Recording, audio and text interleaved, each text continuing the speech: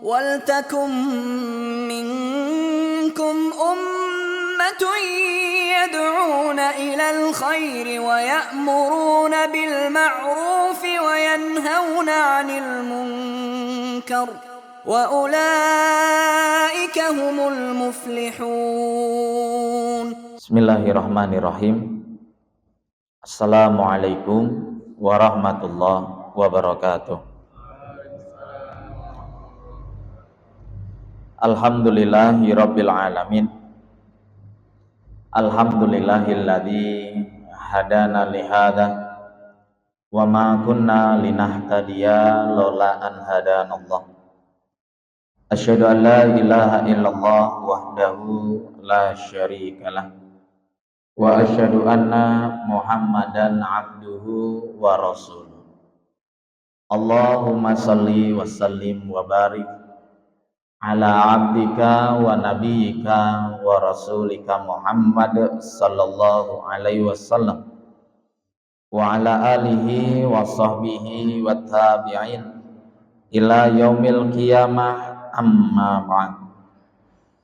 Kepareng matur wonten ing pangarsanipun bapak-bapak, ibu-ibu dumateng jamaah salat subuh dilanjut pengajian rutin ingkang dening Allah mugi-mugi kula panjenengan pinaringan nikmat istiqomah, amin. Alhamdulillahirabbil alamin. Mari kita awiti setiap kegiatan dengan mengucap syukur alhamdulillah atas nikmat kesempatan yang Allah hadirkan dengan iman dan taqwa, sehingga kula panjenengan dening Allah saged menikmati takbir sesarengan kalih imam, ruku, sujud sampai salam. Satu kenikmatan yang tidak bisa digantikan dengan kenikmatan apapun. Rasulullah Shallallahu Alaihi Wasallam bersabda, salah satu yang membuat Rasulullah cinta dunia itu, atau ada sesuatu yang Rasulullah cintai dari dunia itu adalah sholat. Maka mari kita jadikan sholat merupakan kenikmatan, merupakan anugerah, sebagaimana Rasulullah mencintai sholat itu di dunia. Sebab ketika sudah meninggal boten sholat malih. Tidak ada mayat yang di kuburan tiba-tiba keluar untuk ikut sholat, boten mungkin. Masjidnya malah gaduh. Ada kain kafan jamaah di samping dirinya, bingung. Maka sholat itu berhenti sampai mati atau meninggal.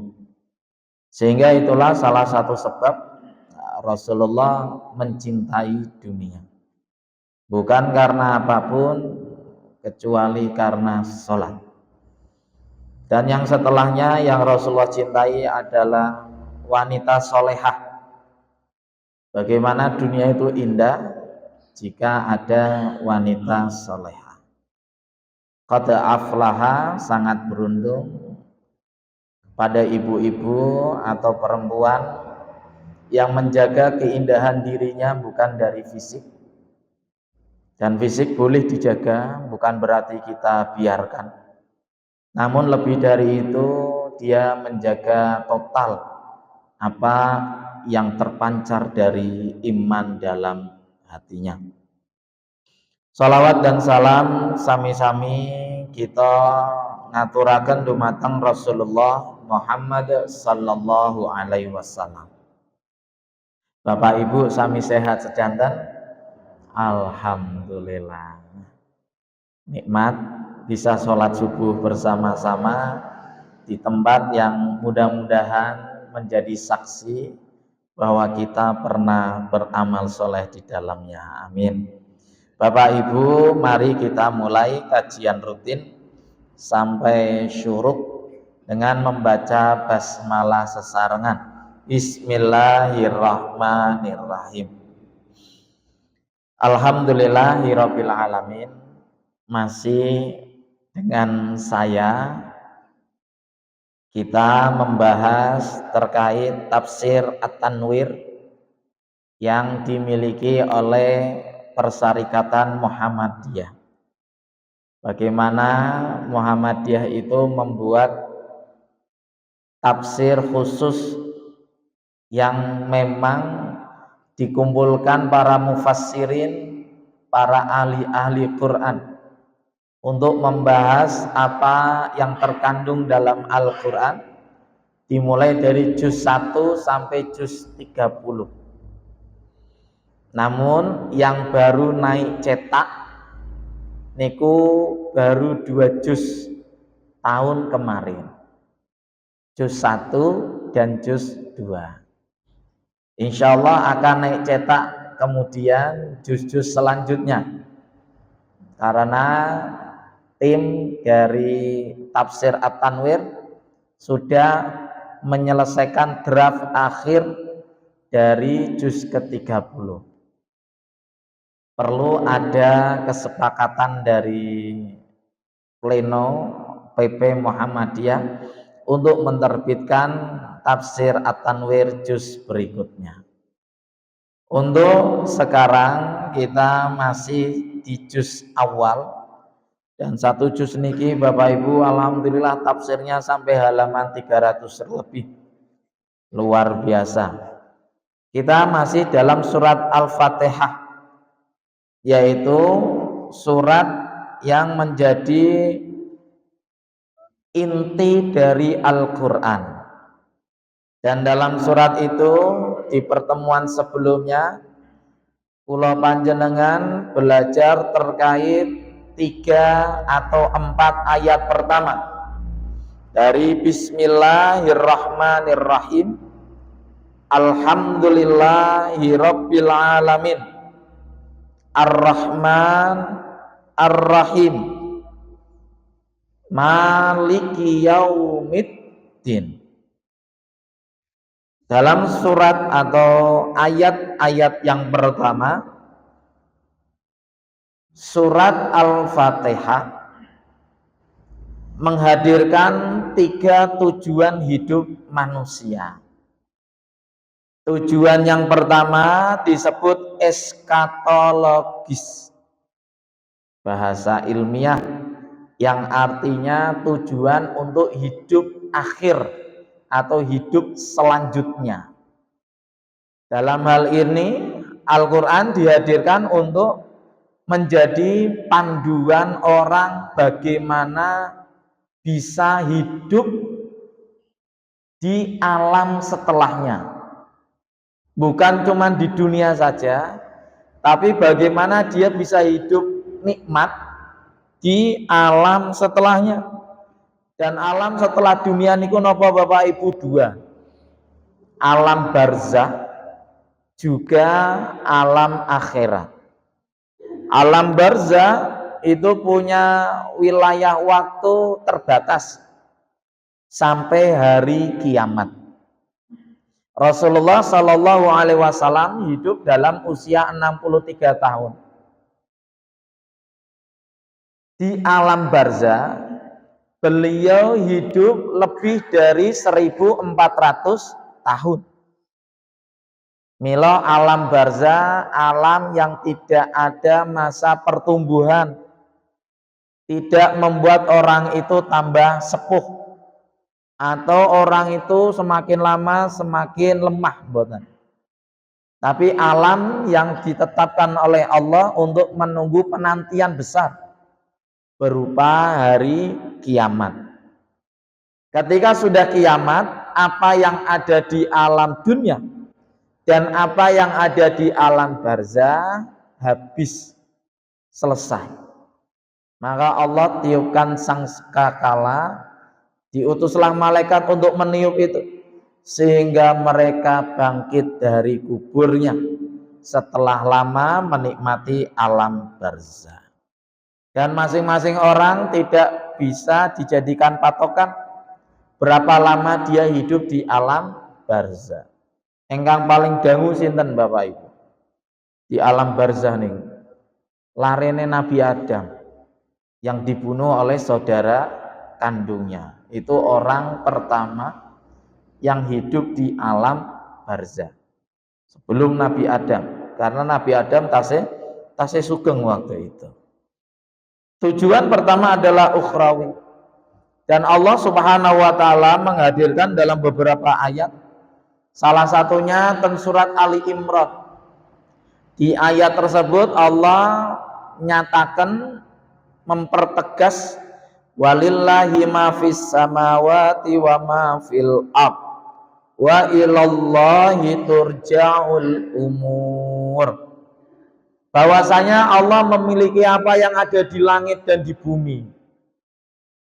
Dan ketika itu ayat ditutup dengan walillahi wa ilallahi turja'ul umur. Dan kepadanya lah akan dikembalikan. Ada kata dikembalikan.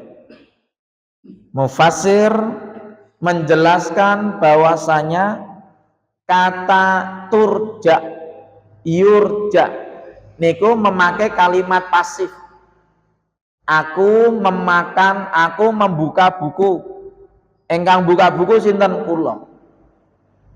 Tapi buku dibuka aku. Apakah bukunya bisa membuka sendiri? Boten. Yang membuka buku orang lain. Wa ilallahi turja'ul umur. Dia dikembalikan, ditarik kembali. Artinya siap atau tidak. Sudah mengetahui atau belum mengetahui, dia bakal dikembalikan.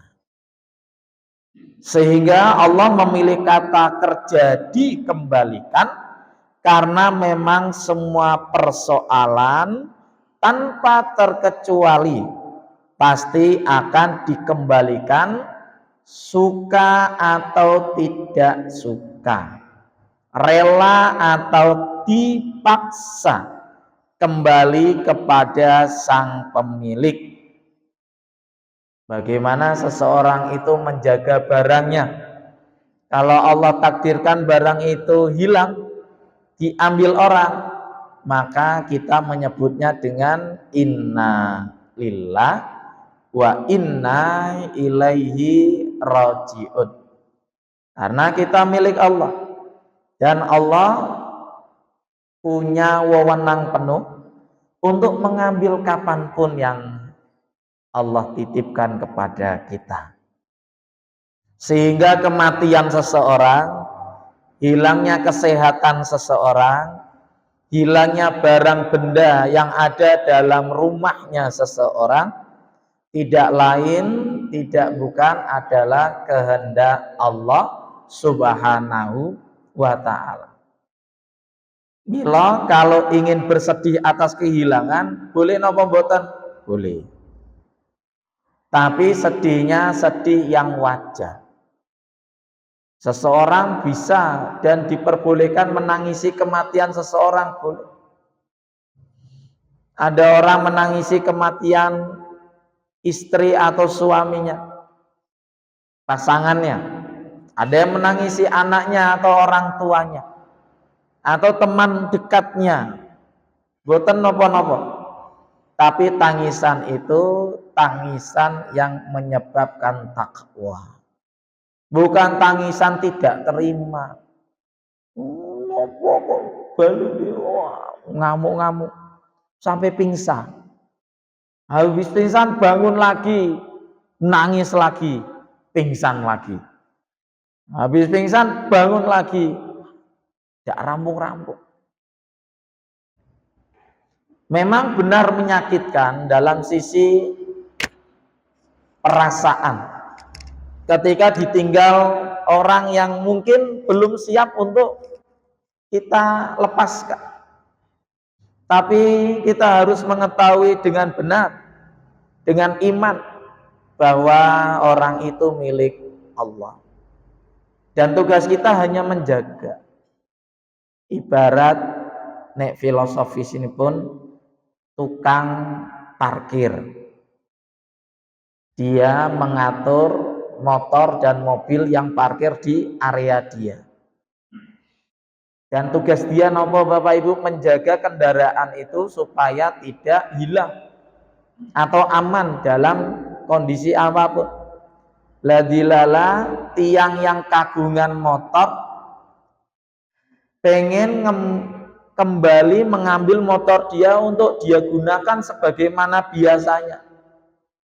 Ndak yo enten tukang parkir engkang gondeli motor. Pak, ngapunten. Sekedap kula tasih seneng nyawang. Lah kan ndak ada urusannya. Oh ini motor-motorku kok. Ini mobilku. Nah nyuwun sewu. Kula kok ngelus-ngelus seneng. Kok apik mobile, motore kok resik ngoten. Padahal itu milik orang lain, kan parkir enggak seperti itu. Ada yang ngambil mobil malah ayo silahkan. Motornya diarahkan untuk keluar dengan benar, ayo mundur. Belok silahkan, berangkat lanjutkan perjalanan. Seperti itulah hakikatnya tujuan seseorang. Jikalau kembali ke ukhrawi, dia senang. Karena sudah tidak ada lagi ujian. Maka seorang muslim memimpikan untuk meninggal. Lebih cepat dia meninggal, lebih baik. Dalam artian ketika dia dalam kondisi yang siap secara iman. Dia tidak takut kapan dia meninggal. Karena dia yakin meninggalku justru mengistirahatkan diriku. Dayo enten tiang yang sudah meninggal dimintain zakat kan mboten enten. Selesai tanggungan.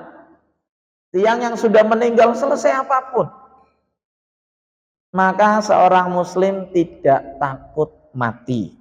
Bukan berarti menantang mati. Ini kadang dua bahasa yang tipis pemahamannya. Ada orang naik motor bong ditanyain nyawa milik Allah. Iya betul. Nyawa niku milik Allah. Tapi ya nggak harus seperti itu. Ada orang makan sembarangan. Lombok setan. Ke tukang bakso sak mangkok bruk. Enggak apa-apa. Kalau sakit sudah Allah takdirkan sakit, itu salah. Tugas kita menjaga diri kita. Tapi ketika Allah kehendaki kita waktunya untuk meninggal, kembali, kita senang. Karena kita istirahat. Maka istirahat yang oleh Rasulullah katakan, niku istirahat dari semrawutnya dunia. Ar-rohatu fil jannah. Istirahat niku ten surga. Sehingga bagaimana kita harus menyiapkan istirahat kita? Ya di dunia tenanan. Di dunia itu perjuangan.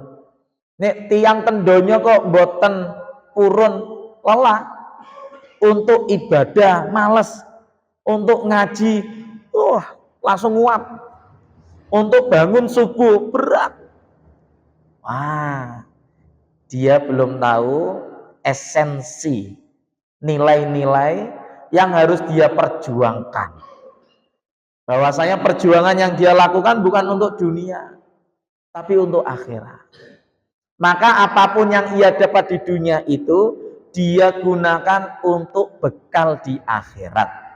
Sehingga perdagangan yang dia lakukan, perdagangan untuk akhirat.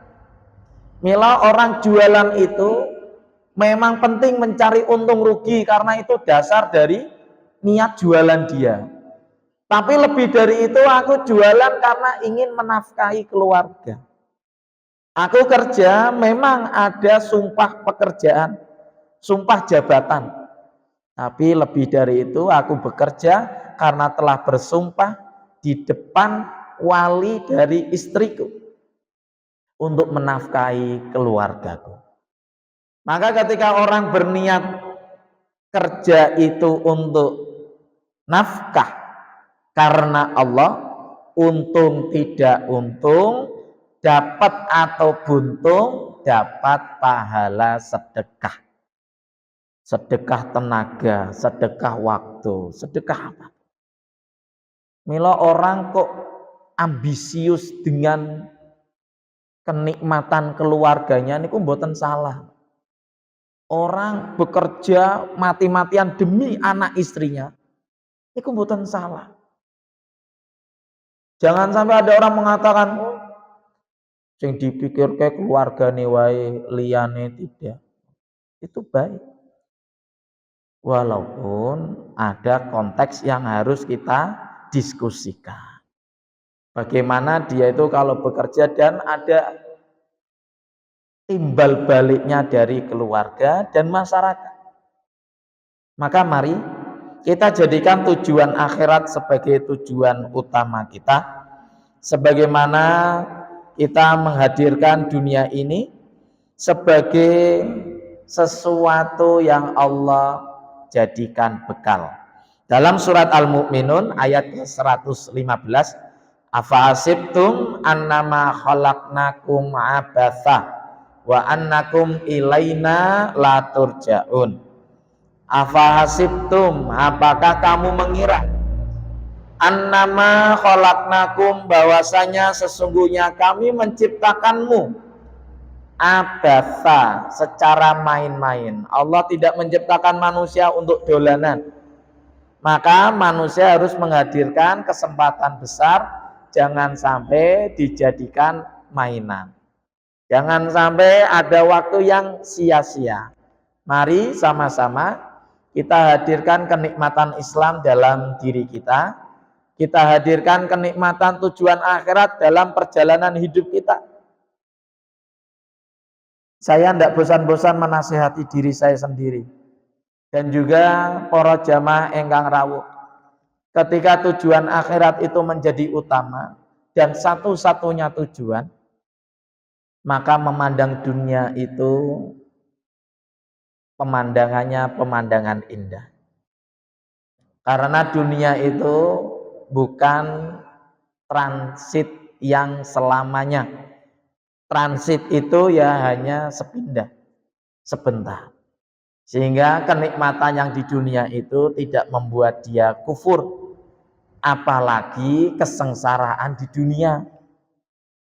Banyak orang mengatakan lebih baik miskin tapi takwa daripada kaya tapi kufur. Ya, kalau kula mengatakan lebih baik kaya atau miskin tapi takwa. Maka mau semiskin apapun orang itu, semoga tetap bertakwa. Mau sekaya apapun, semoga tetap bertakwa. Karena hakikatnya bukan kekayaannya, tapi takwanya. Dan tidak bisa dibandingkan. Dan semuanya menuju ke surga masing-masing. Allah hadirkan kepintaran dalam dirinya. Maka Allah ingin dia menuju surga lewat ilmu dia. Allah hadirkan materi, Allah ingin memudahkan dia ke surga lewat harta dia. Allah hadirkan jabatan, napa niku kuasa, wewenang. Maka Allah ingin dihadirkan surga dia, dimudahkan menuju surganya dengan kekuasaan dia.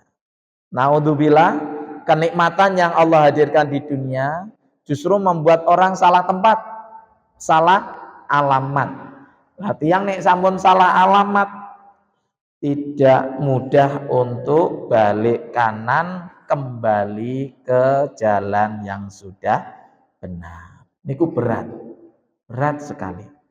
Perlu motivasi dirinya sendiri. Kalau ada bapak ibu yang sudah soleh, anaknya kok belum soleh, anaknya tidak pernah sholat, padahal bapak ibunya ahli ibadah. Orang paling dekat, bapak ibunya, tidak bisa memberi hidayah anaknya. Atau anak yang sudah soleh, yang sudah soleha, ya Allah, punya bapak yang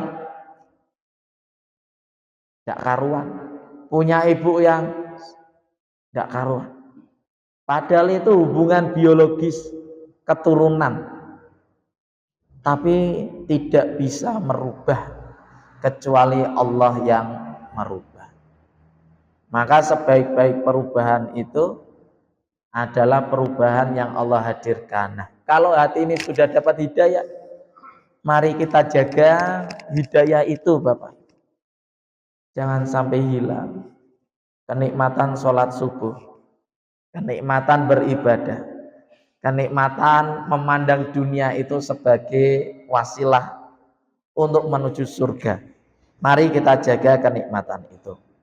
Tujuan yang kedua adalah tujuan spiritual, yaitu tujuan yang mana Allah hadirkan jelas. Fahadainahun najdain. Allah hadirkan dua jalan. Satu jalan kebenaran, satu jalan keburukan. Dan jalan kebenaran itu muaranya surga. Maka ketika orang berbuat baik, orang mengalami apapun di dunia, hadirkan bahwasanya segala yang ada di dunia, jikalau itu buahnya surga, maka akan terasa nikmat. Apapun itu, jikalau buahnya surga, bismillah nikmat. Maka ketika mendapati dirinya itu dalam kenikmatan dunia, maka hadirkan, ya Allah, nikmat dunia ini tak jadikan untuk surgamu. Maka nikmat. Jenengan ke masjid mendengarkan ilmu, ya kadang agak ngantuk karena memang pagi, wajar. Itu nikmat.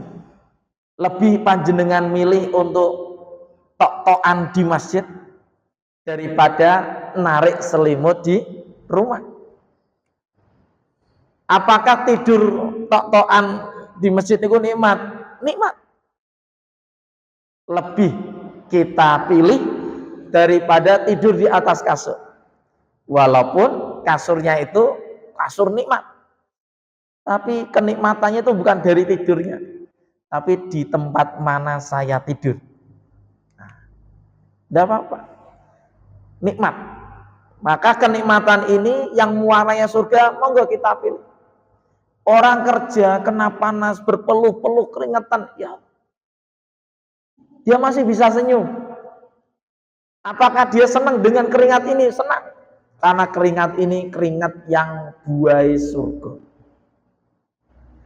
Dia capek nyangkul, dia capek rekoso hidup, tapi dalam hatinya bertahmid, alhamdulillah, capekku capek yang membuat ke surga. Sehingga orang itu ketika lelah-lelah yang berbuah surga itu, tatkala dia istirahat, ucapannya alhamdulillah. Beda dengan orang yang capeknya capek maksiat, tidak nikmat. Wah mas, tapi goyang mendengarkan koplo sama teman-teman, hadir di dangdutan. Niku plong ati. Plongnya ati mereka fata morgana. Asline kosong ning hati. Tapi mereka menghilangkan kekosongan itu dengan apa?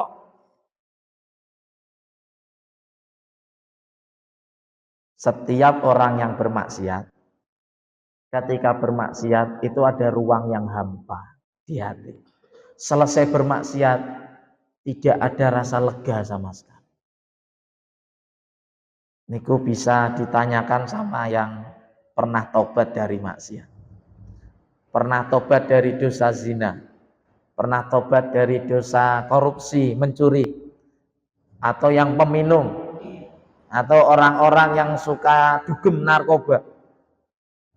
Kalau ditanya sensasinya itu sensasi maksiat. Dan sensasi maksiat itu hadir setelahnya bukan lega, tapi dua. Kalau nggak candu, ya kosong, tatapannya kosong. dia lupa dengan kenikmatan iman. Kalau sensasi iman itu sensasi yang pengen lama terus di situ. Nikmat terus. Cubi, apakah ada orang dugem itu 1 bulan tanpa henti? Mboten enten. Dugem itu paling semalaman, paginya teler. Apa ada orang dugem 1 malam paginya tetap gini? Mboten enten. Ada jeda. Tapi orang kalau menikmati iman, Allahu Akbar. Datang ke Masjidil Haram, depannya Ka'bah, sholat di depan Ka'bah Bapak Ibu, seharian, nikmat, tidak bosan. Semoga panjenengan yang nate ke Ka'bah, kula bersaksi, pasti panjenengan merasakan sama. Atau orang yang belum pernah ke Baitullah, kula doakan, semoga panjenengan saged ke Baitullah. Niku di depan Ka'bah, rumahnya Allah. Sajiannya sanes opor, sanes rendang, sanes brongkos. Sajian itu ampunan surga, ampunan surga. Siapa yang nggak betah di sana? Oh, betah. Siapa yang tidak ngalir air mata? Mboten enten. Sedoyo nangis, tapi nangisnya nangis senang. Berdoa beratapkan langit, senang, bunga, nikmat. Tangan diangkat niku getar. Menikmati sajian takwa. Niku boten kapok dan boten bosan. Ada orang yang sampun ke Dieng. Beberapa mungkin jamaah sampun ten Dieng. Nek ten Dieng sekali niku indah. Ke Dieng malih nikmat. Yang ketiga kali biasa. Yang keempat kali moh wis tahu. Leres nggih. Panjenengan ndak yo nate ten Curug Sewu Bapak Ibu?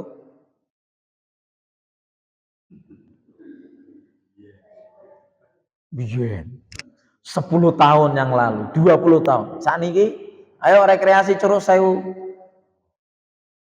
Tapi tiang kalimu yuk Curug Sewu. Seneng. Karena sesuatu yang beda dari pemandangan yang biasa dilihat. Tapi orang umroh, haji terus. Ditanya bosan apa mboten? Justru semakin sering haji, semakin sering umroh, semakin terikat.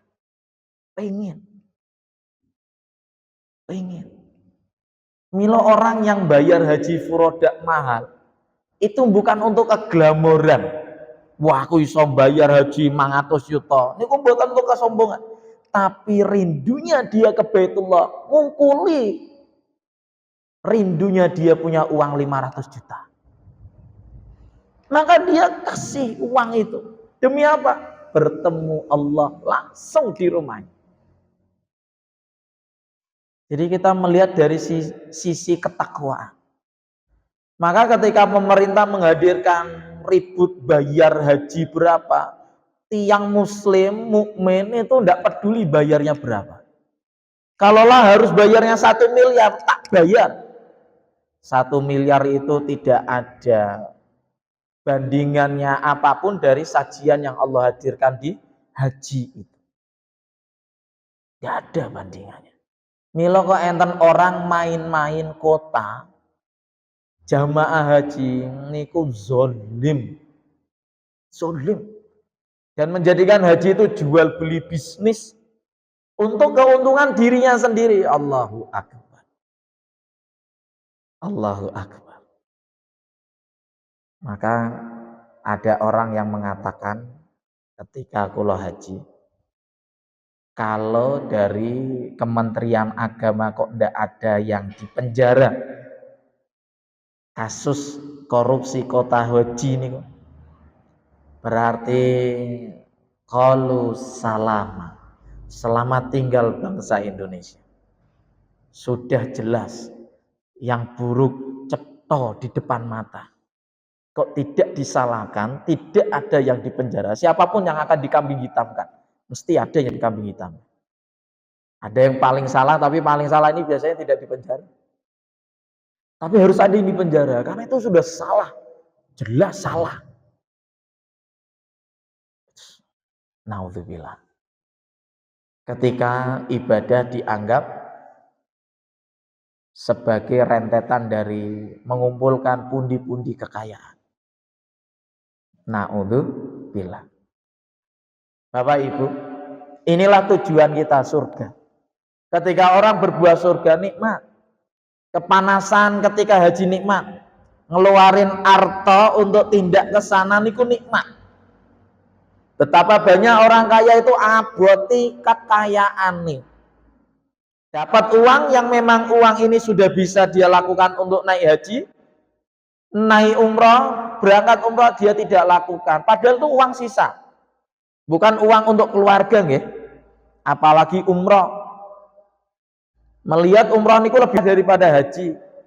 Masa tunggunya juga tidak selama haji. Dia punya uang ngendap. Dan uang itu cukup untuk bisa berangkat umroh. Ibadah. Kok uang itu tidak dia gunakan. Dan uang ini tidak untuk apapun ya. Tidak untuk dia bangun rumah. Tidak untuk pendidikan anak. Memang uang ngendap, uang sisa. Uang tidak digunakan, uang beku kalau dikatakan ekonomi itu. Uang yang tidak bergerak sama sekali. Ketika orang punya uang segitu, bisa berangkat umroh, kok tidak? Hukum umroh wajib bagi dia. Orang yang sudah punya uang untuk daftar haji, kok belum daftar haji, hukum haji wajib bagi dia. Kalau dia tidak daftar, berdosa dia. Artinya apa? Dia mengedepankan dunia daripada ibadah. Kenapa tidak mau berangkat? Umroh niku kan sunnah. Jumhur ulama mengatakan umroh niku wajib. Sekali dalam seumur hidup. Wajib. Wajib bagi siapa? Manis tato'an. Yang mampu berangkat. Nah siapa yang mampu? Yang punya uang. Yang punya kesehatan juga, yang punya ilmunya, ada 3. Uang, sehat, ilmu. Orang sudah punya uang, kok sudah punya sehat, kok tidak mau belajar ilmunya, berdosa. Seperti orang sudah balik, dia muslim, kok tidak mau sholat, belajar cara sholat yang baik, berdosa dia. Sama hukumnya. Orang yang mampu berzakat, sudah waktu 1 tahun uang itu ngendap di tabungan dia, kok tidak mau zakat, berdosa. Sama dengan haji, puasa, sama. Rukun Islam itu terikat dengan kemampuan, terikat dengan syarat sahnya. Kalau sudah syarat sahnya terpenuhi, kok tidak melakukan, berdosa. Maka mari kita melihat sudut pandang surga, bukan sudut pandang kebutuhan materi. Mas Tasa, tapi uang ini saya gunakan untuk daftar ulang anak saya tahun depan. Itu beda lagi, berarti itu uang yang terpakai, cuma disimpan untuk bayar. Tapi ini uang yang benar-benar sisa, tidak terpakai. Kok tidak berangkat, berdosa. Dan ketika berangkat di sana, Masya Allah, dia tinggalkan tenaga dia kerahkan waktu, semuanya untuk Allah. Allah balas, Allah ganti. Niku yang menjanjikan sanes Tasa, tapi Rasul. Allah ganti apa yang sudah mereka keluarkan. Mudha'afa, berkali-kali lipat. Mila dalam ibadah niku Bapak Ibu mboten ada kerugian. Rasulullah bersabda untuk sodako, sodako tidak mengurangi hartamu. Niki Rasul orang paling jujur. Berarti sodako itu yang dia keluarkan justru menambah harta. Maka kalau dia mengimani itu dengan iman, ketika ada uang yang tidak dia gunakan untuk kebutuhan harian, maka uang itu sebagian dia sedekahkan. Nah, kita enggak usah ikut. Nah, memang kita belum mampu ikut caranya Umar, caranya Abu Bakar. Kalau Umar itu setiap ada panggilan infak, Umar itu menginfakkan setengah hartanya. Abu Bakar datang menginfakkan seluruh hartanya. Rasulullah sampai bertanya, "Ya Abu Bakar, apa yang kamu sisakan untuk keluargamu?" Abu Bakar menjawab, "Allah wa Rasul." Iman kita belum sekuat Abu Bakar, dan tidak mungkin sekuat Abu Bakar. Karena Rasulullah pernah bersabda, "Jikalau iman Abu Bakar ditimbang dengan iman kalian sahabatku semuanya yang hidup waktu itu, dan orang-orang soleh yang beriman setelah kalian, ya kita, insya Allah, semoga kita termasuk, maka la afqala imana Abi Bakar." Masih berat imannya Abu Bakar. Maka kalau kita membandingkan Abu Bakar dengan kita, mboten saged. Niki Abu Bakar niku sampun diketok palu stempel iman terbaik setelah Rasul, Abu Bakar. Sehingga ketika Abu Bakar menggantikan Rasul menjadi khalifah, Abu Bakar membuat fatwa baru yang Umar saja geleng-geleng. Padahal Umar niku orang yang paling syadid, paling kejam, paling tegas masalah qaulul haq, kebenaran. Tapi Umar itu sampai ndak sepemikiran itu dengan Abu Bakar. Kok bisa? Napa niku Bapak Ibu? Sapa wonge sing ora zakat, padahal dia itu wajib zakat, tak pateni. Niku kan ndak ada dalam hadis Rasul. Mboten enten Rasul pernah dawuh, "Man lam yakti minhu zakat alaihil qatl." Kan ndak ada hadis seperti itu. Siapa yang tidak berzakat padahal dia itu wajib zakat, hukumannya mati, kan ndak ada. Tapi ketika Abu Bakar menjadi khalifah langsung. Padahal Abu Bakar itu orang paling lemah lembut. Tapi kenapa perkara zakat itu langsung main bunuh? Karena Abu Bakar tidak mau memisahkan antara sholat dan zakat. Sholat itu untuk diri sendiri. Zakat itu wujud sosial. Wujud guyub rukunnya orang itu tidak cuman ikut PKK. Boten ikut arisan. Boten cuman ikut kumpulan RT. Wujud nyata sosial orang itu zakat. Menurut sinten? Abu Bakar. Tapi nek zaman sakniki kan dikatakan guyub rukun niku nek ngetoro. Nek mboten nate ngetoro ndak guyub. Padahal bisa jadi dia ndak ngetoro niku karena memang nggak ada di rumah. Karena memang kerjanya tidak di rumah. Nah, itulah kesalahan menafsirkan guyub rukun.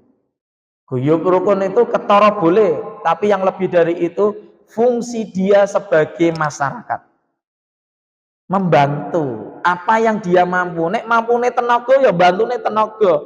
Hadir. Bersih-bersih Masjid Ar-Rahmah, takmir mengundang orang untuk bersih-bersih Masjid Ar-Rahmah.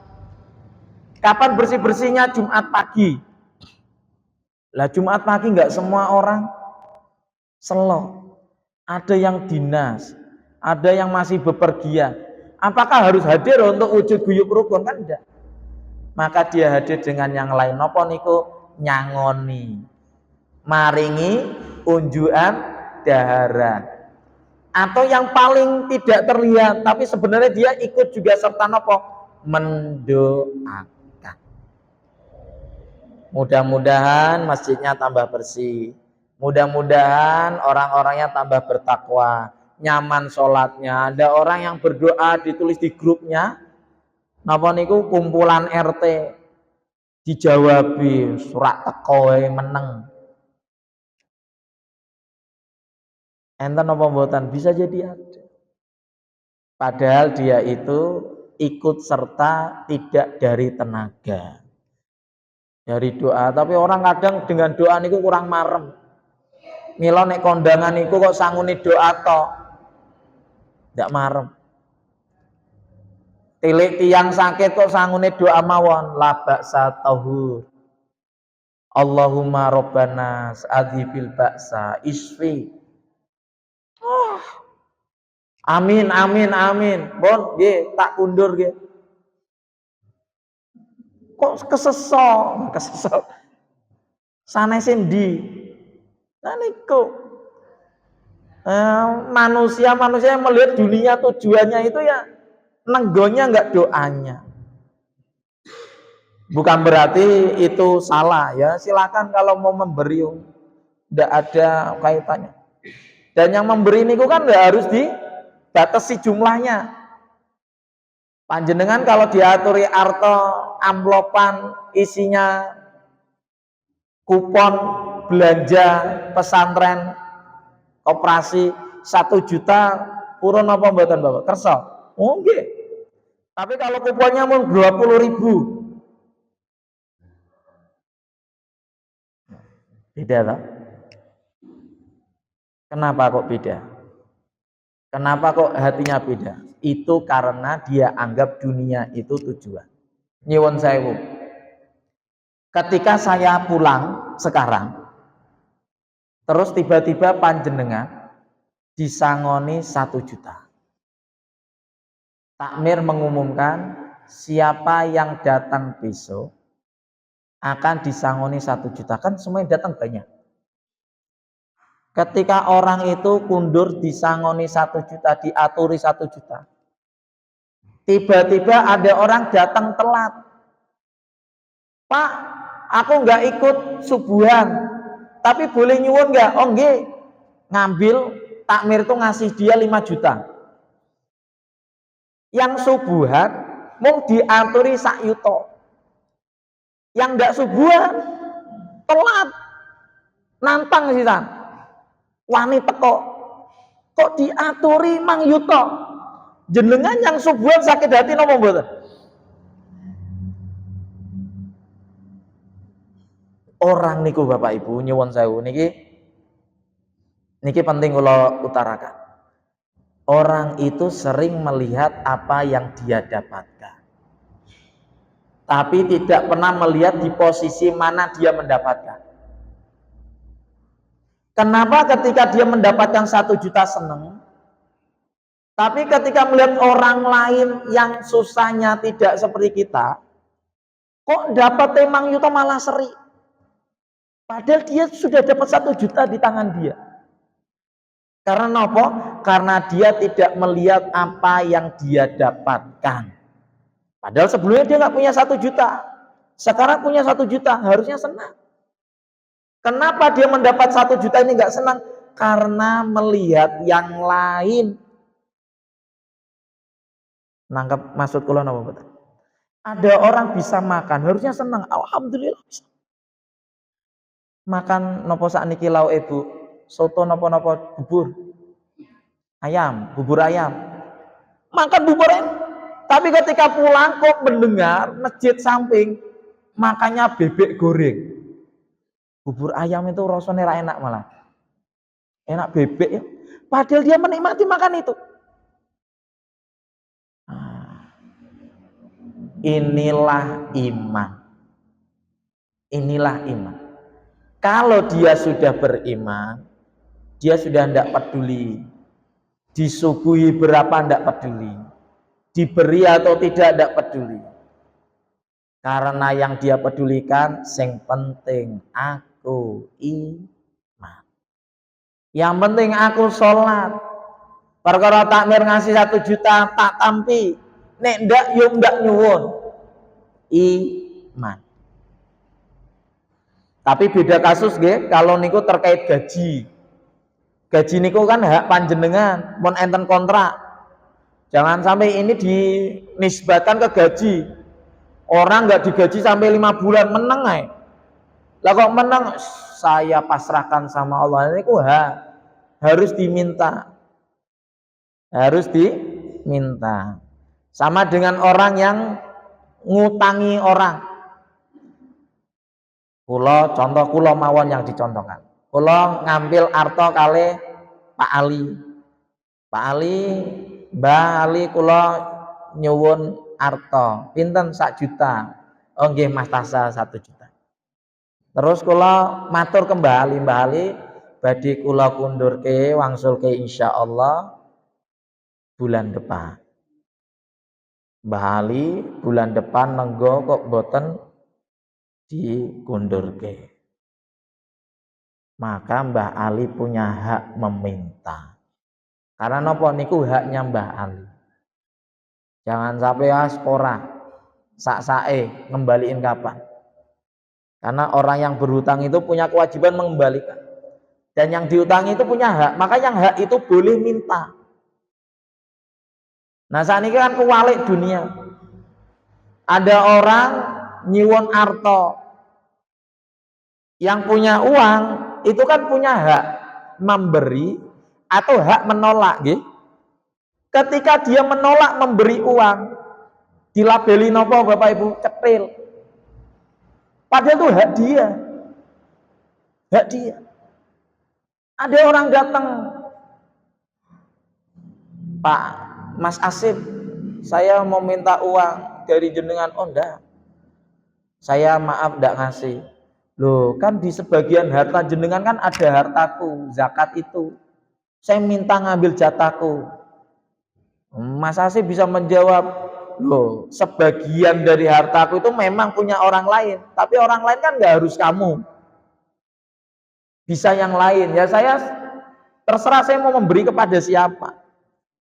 Maka mari kita jangan sampai menjadikan hak itu direbut karena budaya.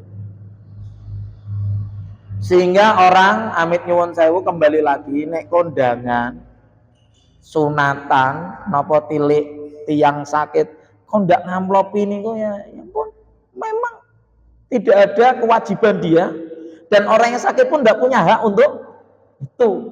Haknya dia didoakan. Hakul muslim alal muslim sittah. Hanya didoakan. Nah, tapi ya sekali lagi agak susah. Karena apa? Tujuannya beda-beda. Ada yang tujuannya akhirat, ada yang tujuannya seperti itu. Bapak Ibu, sampun jam 5 lebih seperempat. Tujuan yang ketiga yaitu tujuan etis. Tujuan dari akhlak, tujuan moral hidup di dunia. Orang di dunia harus bermoral. Jangan sampai tidak ada moral, tidak ada akhlak. Dan akhlak itu hadir ketika tempat di dunia itu menentukan akhlak itu, tapi tetap melihat koridor syariat Islam. Contoh, orang khatib tidak memakai peci, sah napa mboten khutbahnya? Sah. Orang khatib memakai kaos, sah napa mboten? Sah. Tapi moral dijaga dengan memakai peci, dan ini tidak melanggar syariat. Beda kalau khatibnya pakai gamis yang pakai kerudung perempuan, nah itu tidak sah karena melanggar syariat, menyerupai perempuan. Tapi kalau hanya karena sarung, memang khatib sah dengan kain celana levis sah. Tapi kan tidak etis secara budaya setempat. Maka mari kita menghormati budaya setempat yang tidak berseberangan dengan Islam, dengan syariat. Mangkaten ingkang saged kula sampaikan, mari sama-sama kita tutup dengan membaca kafaratul majlis dan hamdalah bersama-sama. Alhamdulillahirabbil alamin. Subhanakallahumma wa bihamdika asyhadu an la ilaha illa anta astaghfiruka wa atubu ilaik. Assalamualaikum warahmatullahi wabarakatuh. سبحان ربك رب العزة عما يصفون وسلام على المرسلين والحمد لله رب العالمين صدق الله